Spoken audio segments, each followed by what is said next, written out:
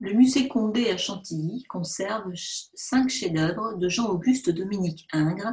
dont cette célèbre Vénus anadyomène, Vénus née de l'écume des flots, qui est réalisée par Ingres au moment où il est alors pensionnaire de la Villa Médicis, qui est en train de compléter à Rome sa formation de peintre à l'Académie de France, après avoir reçu le prix de Rome, et il doit donc envoyer à Paris, comme tous les pensionnaires, un envoi de Rome qui sera exposé à Paris. Et donc Ingres commence la composition en 1808, après avoir réalisé plusieurs dessins préparatoires, mais il n'achèvera pas le tableau, et ce n'est que 40 ans plus tard qu'il terminera cette œuvre majeure. Alors voyons un peu la genèse de l'œuvre à partir des dessins, tous conservés au musée Ingres de Montauban. La première pensée de l'artiste, c'est de faire une Vénus couchée, ce qui n'est pas classique. Il va ensuite élaborer cette Vénus pudique, Vénus donc inspirée de la célèbre Vénus de Médicis, un antique qui est conservé à Florence, au musée des Offices, qu'il avait pu voir lors d'un voyage en 1805 dans cette ville italienne.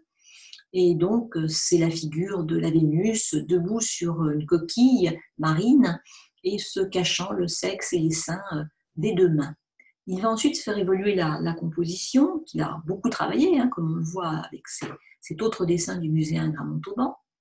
Il va ensuite modifier la position des bras, le déhanchement de la figure, et il va ensuite arriver au dispositif final qui sera celui de notre tableau. Alors, il s'inspirera aussi de ces dessins préparatoires pour une seconde version de la Vénus anadyomène, qui s'appelle La Source, qui est une version beaucoup plus contemporaine, qui se trouve aujourd'hui au musée du Louvre et qui date de 1856. Pour en revenir au tableau qui est aujourd'hui à Chantilly,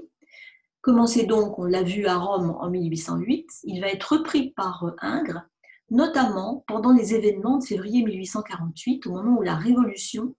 va chasser du trône le roi Louis-Philippe et la reine Marie-Amélie, donc les parents du duc d'Aumale, notre donateur, et confiné chez lui pendant plusieurs semaines, réfugié dans son atelier, Ingres va reprendre cette toile qu'il avait laissée de côté depuis ses jeunes années. Et il va l'achever. À l'origine pour un amateur, qui est Benjamin de Lesserre, mais cet amateur n'appréciera pas le tableau, critiquant notamment, selon de la Borde, la position du genou. Et donc, l'amateur délaissant le tableau, c'est le conservateur des musées nationaux, Frédéric Rezet, grand amateur lui-même, qui va l'acheter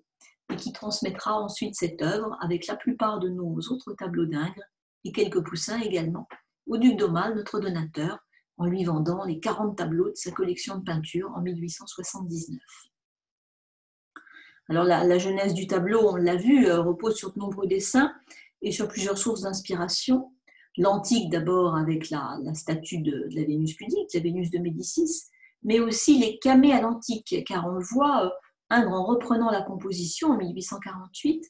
on a modifié la forme, le situant dans un arrondi, et avec ce bleu très soutenu, très, très caractéristique, qui a d'ailleurs été en grande partie critiqué lors de l'exposition du tableau au Salon et à l'exposition universelle.